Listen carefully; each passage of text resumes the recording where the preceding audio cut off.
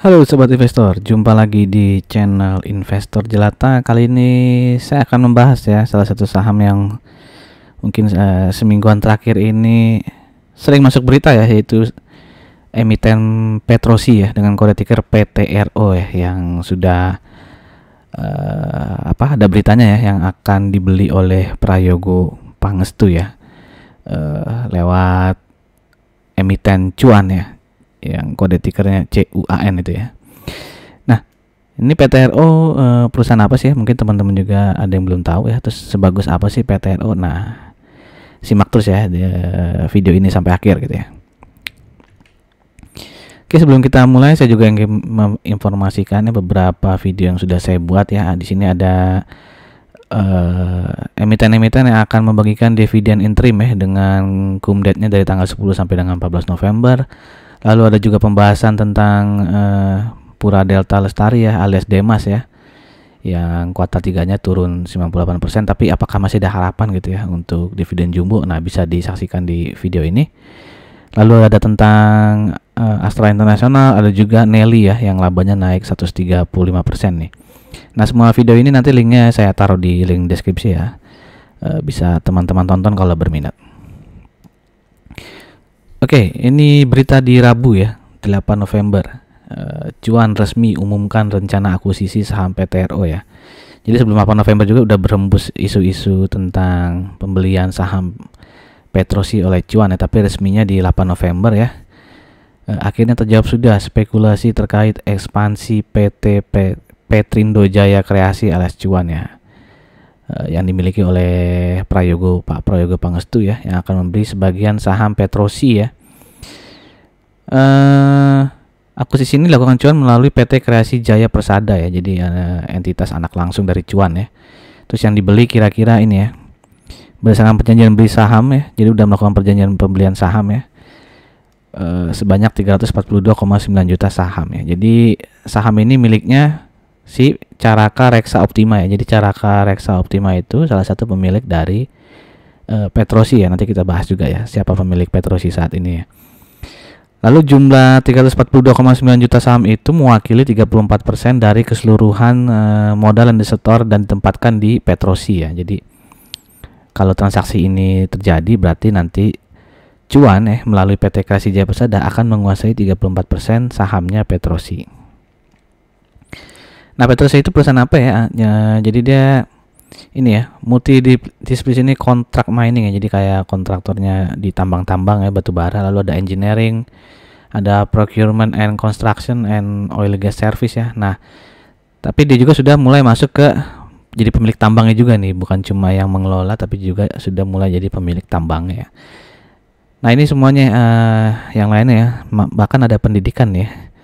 Walaupun mungkin kecil kali ya bisnis pendidikan ya, tapi yang utama ya itu tadi ya, kontrak mining, engineering, EPC lah, engineering, procurement and construction ya, dan juga mulai merambah ke kepemilikan tambang batubara. Nah, ini ya, Petrosi resmi akuisisi tambang batubara Kemilau Mulya Sakti. Ini di berita di tanggal 27 Juni 2023. Jadi Petrosi membeli 100% saham PT Kemilau Mulya Sakti ya. Jadi ini perusahaan yang memiliki tambang batubara ya. Jadi transaksi ini merupakan bentuk realisasi diversifikasi Petrosi menjadi main owner. Nah, dia mulai diversifikasi, sekarang jadi pemilik tambangnya langsung juga ya, bukan cuma jadi pengelolanya doang.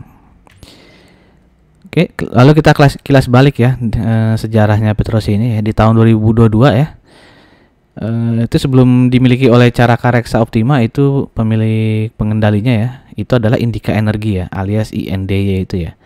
Nah, Indika Energi menjual seluruhnya itu ya, sahamnya kepada PT Caraka Reksa Optima ya. Oke, jadi sejak mana nih? Nah, ini ya.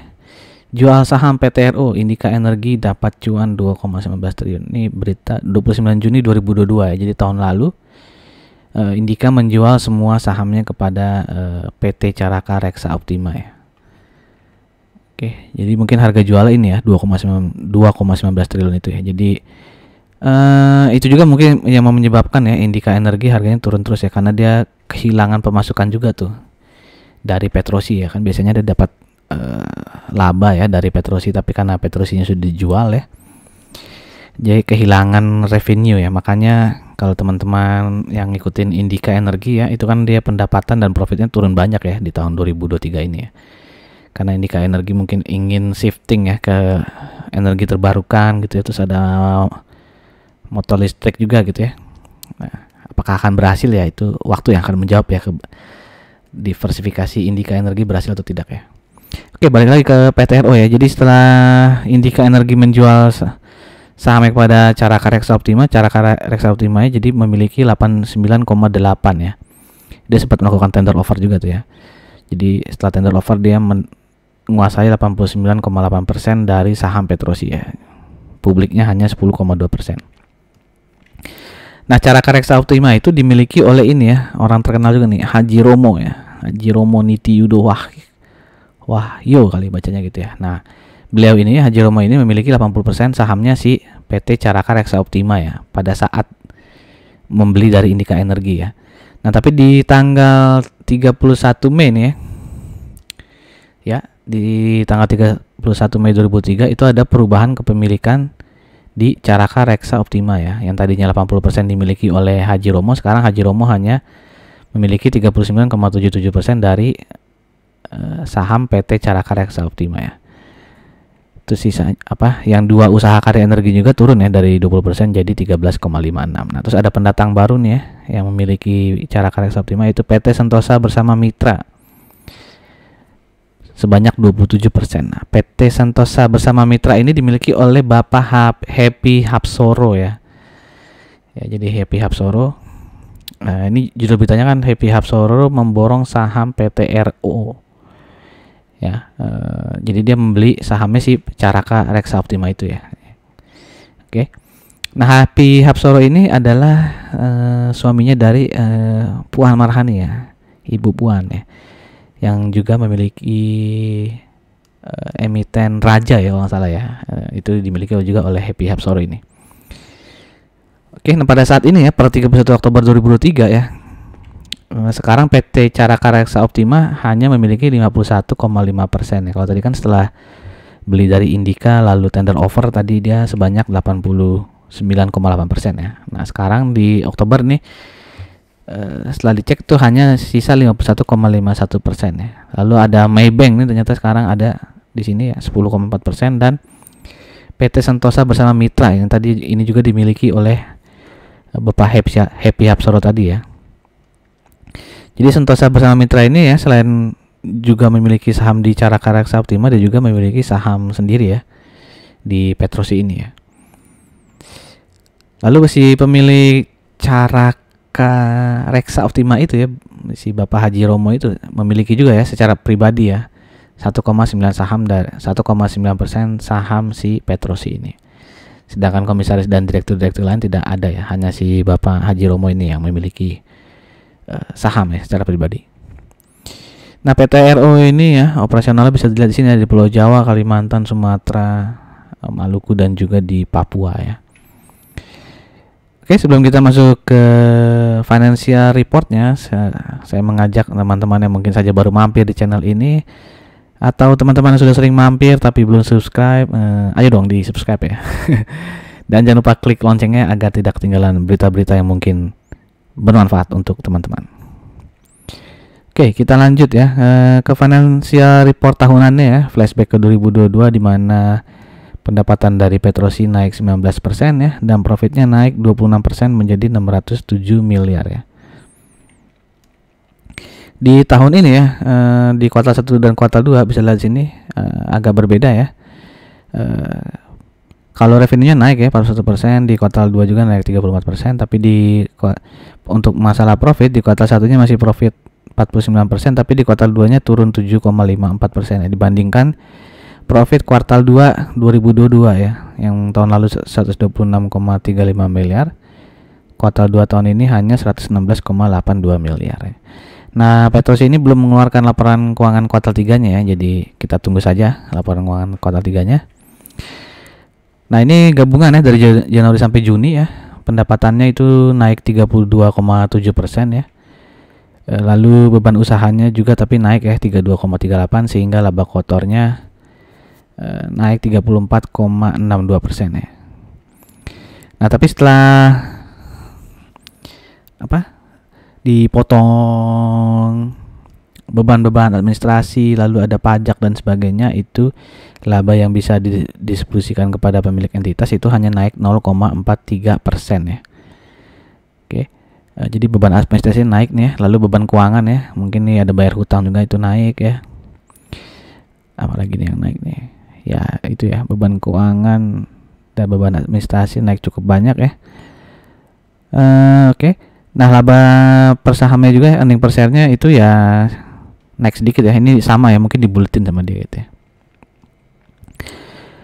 Nah, ini kalau kuartal 2 versus kuartal 1-nya revenue-nya naik ya. Bisa dilihat 14%, untuk profitnya naik 168% ya. Tapi kalau dibandingkan kuartal 2 tahun lalu ya, seperti tadi sudah ditampilkan ya, itu ada penurunan 9,23% ya.